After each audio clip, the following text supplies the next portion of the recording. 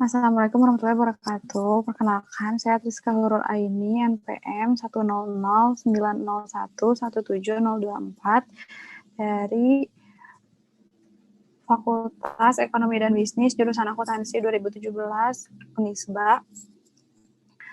Ingin mempresentasikan tentang penelitian saya yang berjudul Pengaruh Return on Asset terhadap Tax Avoidance.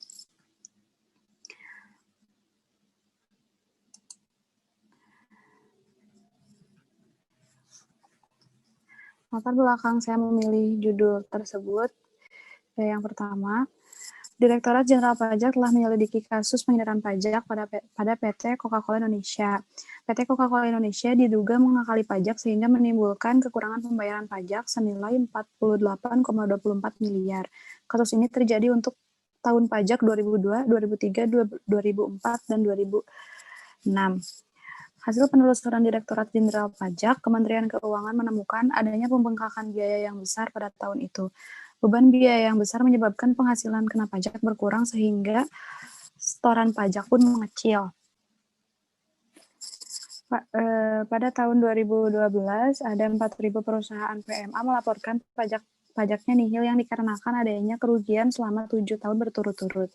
Umumnya, perusahaan tersebut bergerak di bidang manufaktur dan pengolahan bahan baku. Direktorat Jenderal Pajak tahun 2013.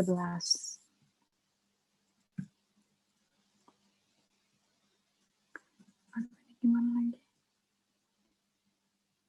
Gimana sih, Nay? Jelasin kerangka pemikiran. Bahasanya. Oh iya, enggak. Berdasarkan penelitian terdahulu, yaitu bahwa ROA dapat berpengaruh terhadap penghindaran pajak. Jadi dapat digambarkan seperti gambar berikut. Hipotesis 1 yaitu ROA berpengaruh terhadap tax avoidance. Berdasarkan penelitian terdahulu, yaitu bahwa ROA dapat berpengaruh terhadap penghindaran pajak. Jadi dapat digambarkan seperti gambar berikut. Hipotesis 1 yaitu ROA berpengaruh terhadap tax avoidance.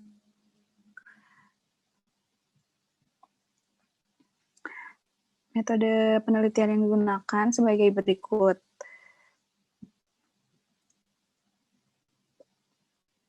Selanjutnya, tabel operasional variabel, yaitu variabel Y-nya penghindaran pajak atau tax avoidance, dan variabel X-nya return on asset seperti digambar.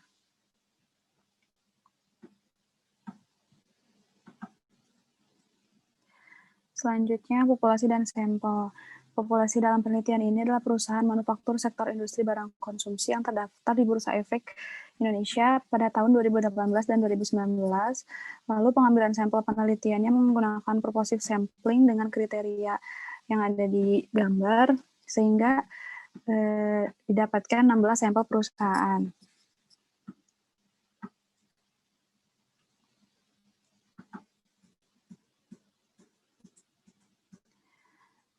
Selanjutnya, analisis deskriptif.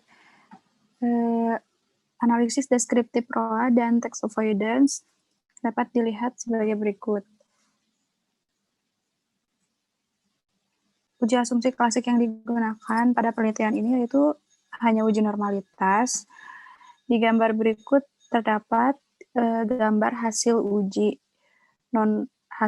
normality probability plot. Yang kedua menggunakan Kolmogorov-Smirnov sebagai berikut.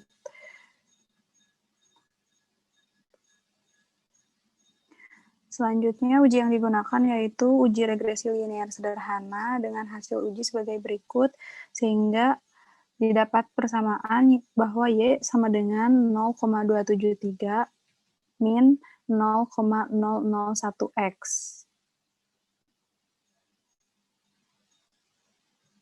Selanjutnya yaitu uji T.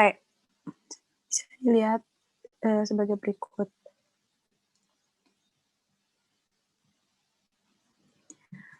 Uji selanjutnya yaitu uji koefisien determinasi dengan hasil sebagai berikut.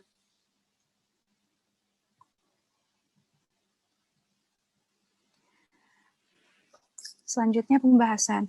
Berdasarkan hasil pengujian hipotesis dan uji T, besarnya nilai signifikansi ROA sebesar 0,032. Maka hasil tersebut menunjukkan bahwa tingkat signifikansi sebesar 0,032 lebih kecil atau kurang dari 0,005. Maka dinyatakan bahwa hipotesis 0 ditolak. Sehingga dapat disimpulkan bahwa ROA memberikan pengaruh signifikan terhadap tax avoidance. Berdasarkan tabel statistik deskriptif, rata-rata umum perusahaan memiliki agresivitas 0,26, yaitu di atas 0,25, yang berarti perusahaan tidak melakukan penghindaran pajak. Hasil penelitian ini memberikan bukti bahwa semakin tinggi nilai ROA sebuah perusahaan, maka tax avoidance-nya akan menurun. Hal tersebut berarti perusahaan dengan nilai ROA yang tinggi cenderung tidak akan melakukan penghindaran pajak.